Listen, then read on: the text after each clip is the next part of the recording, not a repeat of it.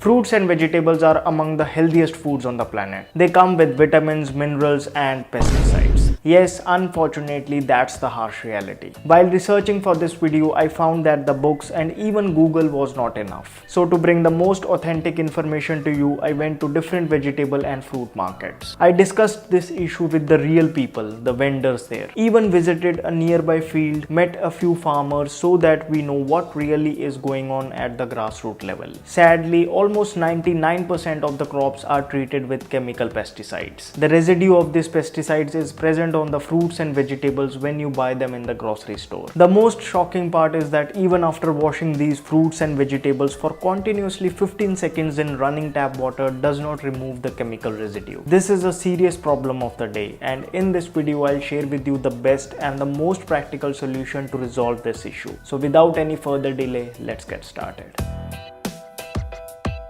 Hello friends, welcome to FitTuber. In the past decade or so, there has been a tremendous increase in the use of chemical pesticides to meet the needs of overgrowing population. Eating fruits and vegetables without properly removing the pesticide residue may lead to food poisoning, diarrhea, hormonal issues, skin and hair problems, and even long-term deadly diseases of brain, kidney, lung, and cancer. Almost every crop today is treated with chemical pesticides. Now, before I come to the solution, let me just quickly share with you what and how this is done. So basically there are three types of chemical agents used on fruits and vegetables to bring out what actually you see at the grocery store. First, the ripening agents. Fruits like banana and mangoes are treated with ripening agents, mostly calcium carbide. Obviously, this is done so that fruits and vegetables reach the market before season and can fetch more profit. The problem with industrial calcium carbide is that it contains heavy metals like lead and arsenic, which are dangerous for the human body. Secondly, coating agents like wax and DPA are used mostly on fruits like apples, grapes, and almost every exotic fruits which travel the 7 seas to reach your doorstep. The purpose of doing this is to preserve the moisture and the consistency of the fruits during cold storage and transportation so that they look fresh on the shelf. Have you noticed a white powder sprinkled mostly on red and black grapes? It is a chemical agent to prevent the grapes from getting soggy.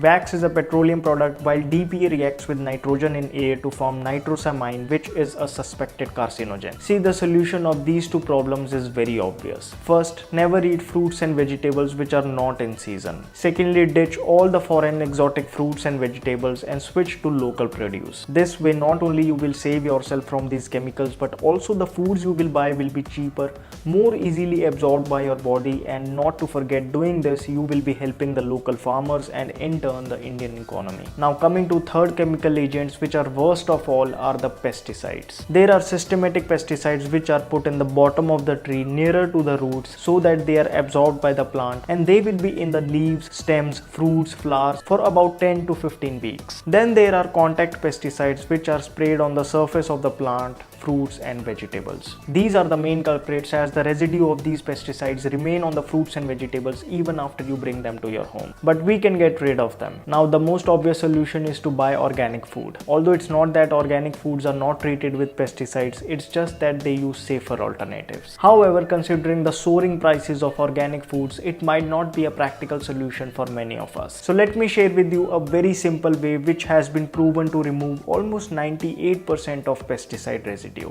Yes, all you need to do is put the contaminated fruits and vegetables in one place in a container and pour enough water in it. Now put 1 tablespoon of baking soda in it. Baking soda is easily available in grocery shops. I have even linked it down in the description box. Now leave the container for about 15 to 20 minutes. Now wash them thoroughly with running tap water. Baking soda, that is sodium bicarbonate, known for its alkalizing nature, helps remove almost 98% of the pesticide residue from fruits and vegetables. This is an easy yet very effective way of removing pesticides from fruits and vegetables. So next time and every time you buy fruits and vegetables, make them go through this process. There are some more tricks which help you minimize the effect of pesticides. For example, whenever you want to wash something like cabbage or onions, always make it a habit to peel off the first layer, then wash them in baking soda solution. Then if a fruit or vegetable has skin which you won't be using, even then do not shy away from washing it with baking soda. For example, when you cut an unbleached unwashed muskmelon, some part of the pesticide residue from the surface goes inside. Next, in order to diminish the effect of systematic pesticides, it is recommended to keep the lid open while cooking the vegetables. The agricultural scientists say that with steam, pesticides inside and outside the body of vegetables move upwards. Well, it can't be said that using all these practices we can make our fruits and vegetables 100% free of pesticides. But there is no doubt about the fact that these are highly effective methods to reduce the effect of pesticides and other chemical agents to as much as possible.